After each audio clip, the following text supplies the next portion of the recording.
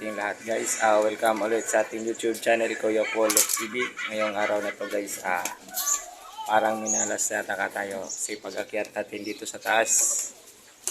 Yung isang burgang breeder natin guys nawala. Tara, samahan nyo ko, check natin.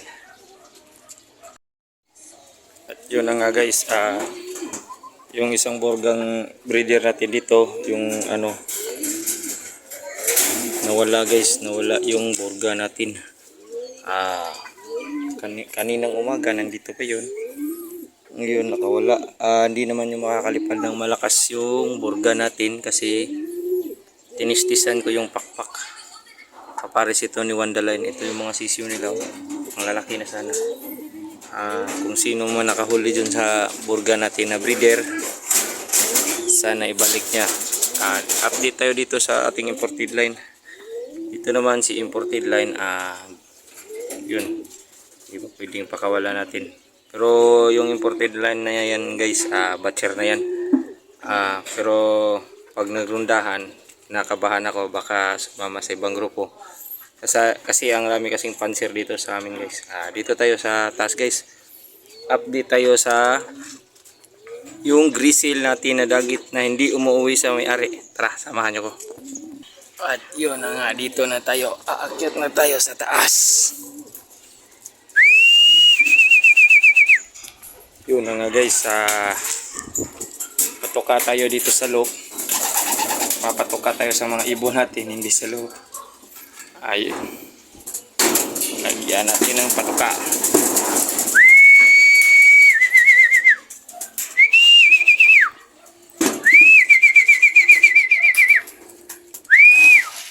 Ngayon guys, ayaw nang umuwi yata ng grizzle natin na dagit.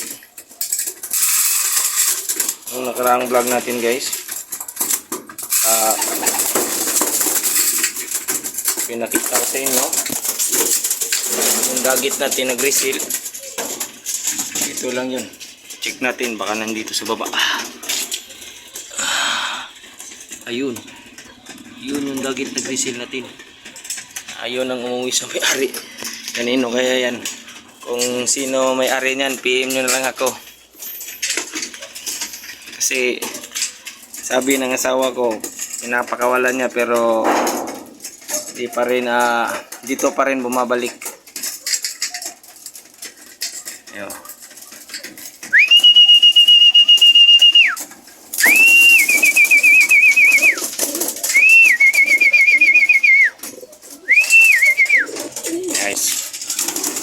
Bugawin natin yung grizzle guys para malaman nyo na di talaga umuwi na sa may-ari. Yun ang grizzle. Batcher na yung grizzle dito guys. Kasi yung dagit natin yan dito sa loop natin. Dagit natin siya dito. Ano yan? Umiiyak pa yan pag hinahawakan.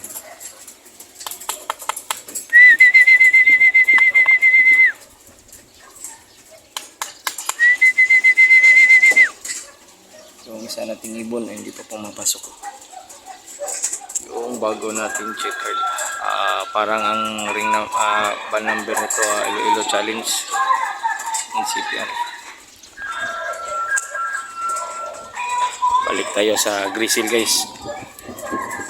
Pangilang beses ko na namin pinakawalan to, yung grizzle na to. Binugaw ko na yung grizzle na yan. Mga 3 beses ko nang binugaw. At saka isang bisis ko nang hinagis din ito sa guys, sa dun sa guys, sa patong akong papasok ako ng guys, baho. Hinahagis ko to, pagdating ko dito nandito pa rin yung grizzle. Tingnan mo, nagronda na yung 2 at 3 guys. Kasabay din niya yung mga YB. Kasing edad niya yung kasabay niya. At dito naman tayo sa guys, sa mga warrior natin. Kain na mga warrior, kain na kayo.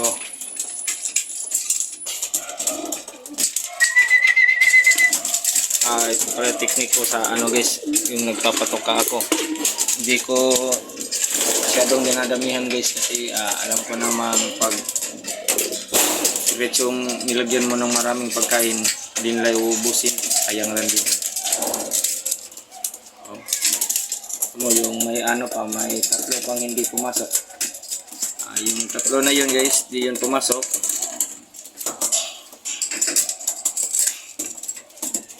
Ito lang matitira sa kanila.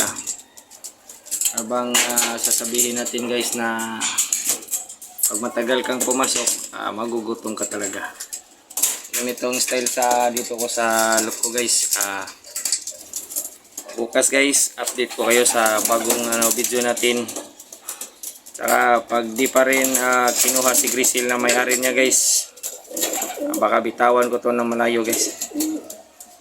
Hanggang dito lang tayo. Hanggang bukas ulit guys. Bye. Thanks for watching.